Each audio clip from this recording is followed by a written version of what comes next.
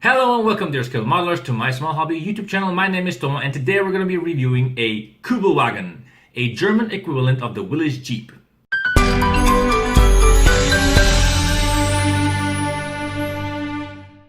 So as you may remember, a while ago I did the video on the village jeeps, one for the Africa and one for the mainland Europe.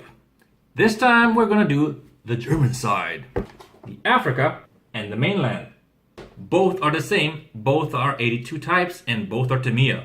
Let's put them up on their place. So now the question arises, what's the difference? Well, I'll tell you. They're both 1/35th scale, they have both around 60 parts, and they both have one figure. Yeah, so, well, one is Africa, one is continental, one has beefy tires, one has normal tires. That's all? Unfortunately, yes. So are there any interesting features? If you can remember from the last video, which I was discussing the TAMIYA's little men, you can use this kit with the mechanic kit and combine them together so you can make, some sort of diorama piece with it. So let's quickly take a look at the history of this car and then let's look in the box.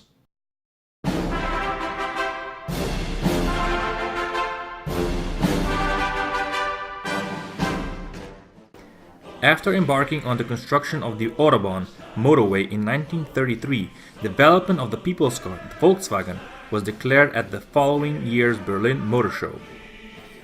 The people's car project was immediately carried out, and in February of 1936, Dr. Ferdinand Porsche presented his first prototype, which was the very root of the fabulous Volkswagen Beetle. However, along with the outbreak of the World War II, all manufacture of the Volkswagen was immediately turned into military production. It was in January of 1938 when the German Defense Forces presented specifications for a military version of this particular vehicle.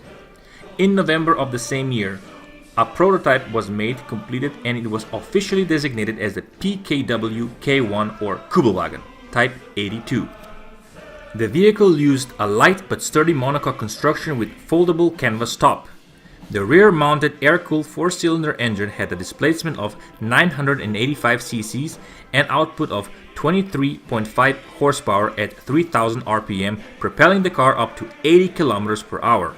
The four wheels were suspended by a torsion bar suspension system. The Kübelwagen was initially deployed to reconnaissance battalions. With its reliable engine and heavy-duty suspension, the Kübelwagen immediately came to be used by every unit from the scorching desert of Africa to the frozen Russian Eastern Front. Because of its reliability and ease of repair, and since the engine did not require coolant, the Kübelwagen proved particularly effective in North Africa. At the request of various divisions in North Africa for a vehicle suitable for the desert, a continental balloon tire-equipped version went into production from 1942. Two types of balloon tires, a grooved and ungrooved version, were used. Because the tires were wider than normal tires, a spacer to raise the height of the spare tire attachment was added to the hood of the car. Some of the balloon tire-equipped Type 82s were even used in Italy after the fighting in North Africa had stopped in May of 1943. If we include variants, about 51,000 Kübelwagen Type 83s were produced by the end of the war.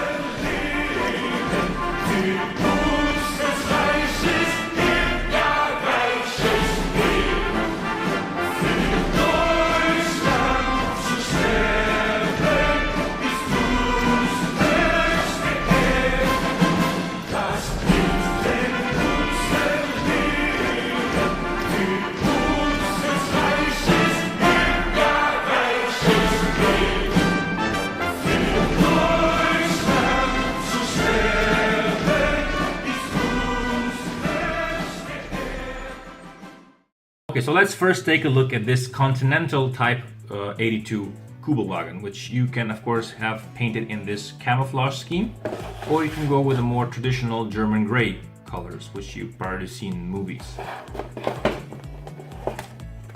So the first thing that we have here is the chassis.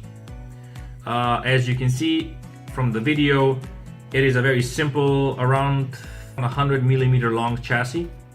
On the bottom you can see some portion of the motor, and on the top you have some sort of raised detail where everything else kind of fits, and it's just, you know, gorgeous little piece of plastic. Next, we will take a look at the interior part of the car, as well as some suspension and drivetrain for the car that you can actually see, as well as the carnage sprue that contains the figure, the sitting figure.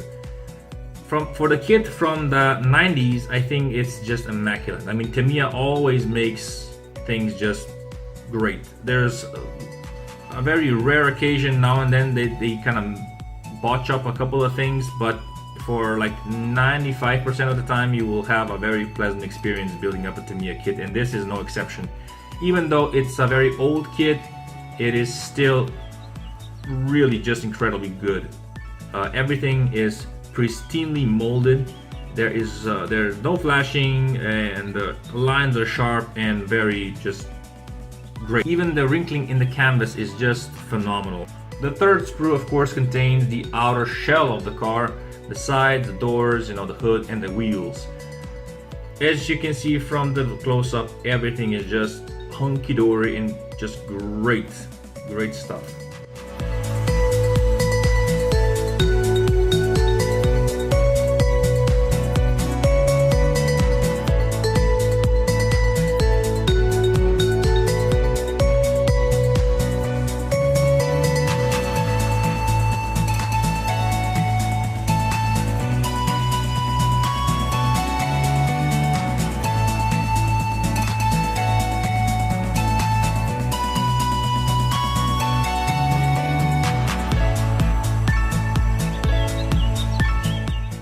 The decals themselves come in a very small little package, and they are pristine, nicely printed, sharp. You can make out even the smallest text, so it's just top notch. So the next one is going to be the Africa Corpse. Again, what you will see right now is basically the same kit that I've just shown you, and just one small sprue is different. Okay, so the first we're going to take a look at the chassis and the upper portion of the car. Again, quick glance, nothing different. It's the same thing. It's perfect. Second sprue contains the inner portion of the car. Again, the same thing. The same sprue. Ruby. The third one is different. The third one contains, of course, the figure, the standing figure, and the beefy tires, which helps the car go over sandy surface.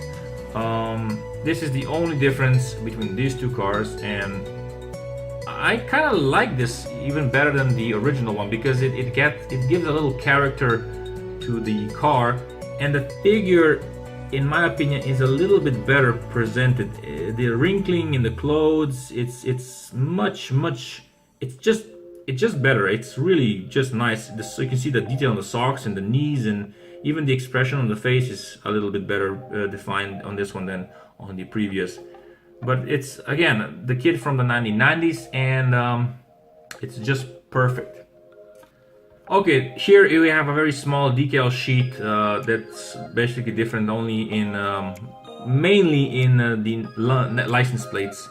There's a big J that goes on the door, and the little palm thingy. So yeah, Ruby. One thing that I have kind of forgotten to show you in the first one was that the flexible windscreen mirror. I've never seen this before, but look, it's very flexy. I didn't take it from the plastic bag because there's no need to, so you know, it's just a plastic windshield. So I'm only going to show you the Kübelwagen Type82 Africa Corpse manual because the other one is the same.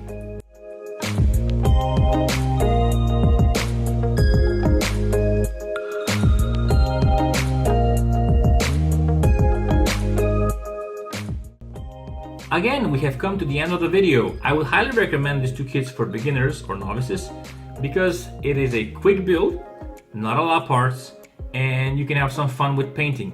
The paint schemes are simple. You don't need to have like a assortment of different colors because it's a military vehicle, and you can even practice some sort of weathering.